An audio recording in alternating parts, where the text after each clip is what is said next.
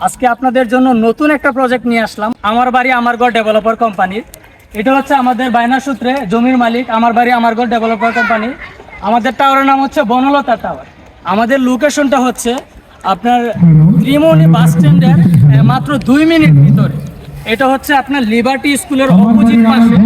আর এই কর্নারে হচ্ছে আমাদের ত্রিমোহনী বাস স্ট্যান্ড, যেখান থেকে আপনার মাত্র 2 মিনিটের স্পেস। এবং আমাদের প্রজেক্টের সাথে আমাদের প্রজেক্টের সামনেই 20 ফিট রাস্তা অলরেডি ঢালাই সম্পূর্ণ হয়ে যাচ্ছে। আমরা ভিডিওর মাধ্যমে এটা দেখাই দেব। আর হচ্ছে আমাদের এই পাশে হচ্ছে আপনার রামপুরা বনশ্রী জি ব্লক।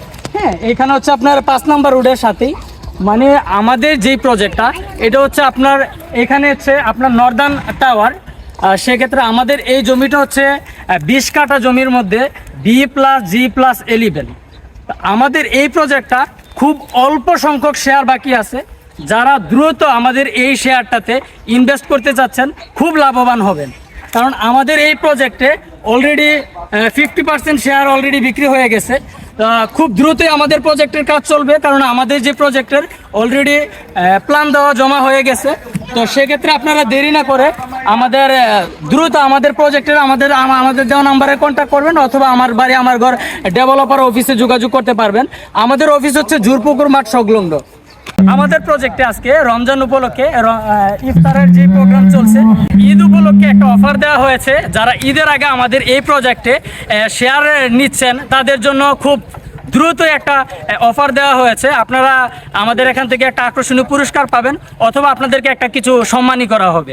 আমাদের একটি বিশেষ অফার দেওয়া হয়েছে ঈদের আগে আমাদের এই প্রজেক্টে যারা শেয়ার হোল্ডার নিচ্ছেন তাদের জন্য আকর্ষণীয় একটি পুরস্কার 40 ইঞ্চি LED টিভি। এটা শুধু ঈদের আগ পর্যন্ত আমাদের এই কার্যক্রমটা থাকবে, এবং ঈদের পরে ইনশাল্লাহ আমাদের এই প্রজেক্টের কার্যক্রম শুরু হয়ে যাবে।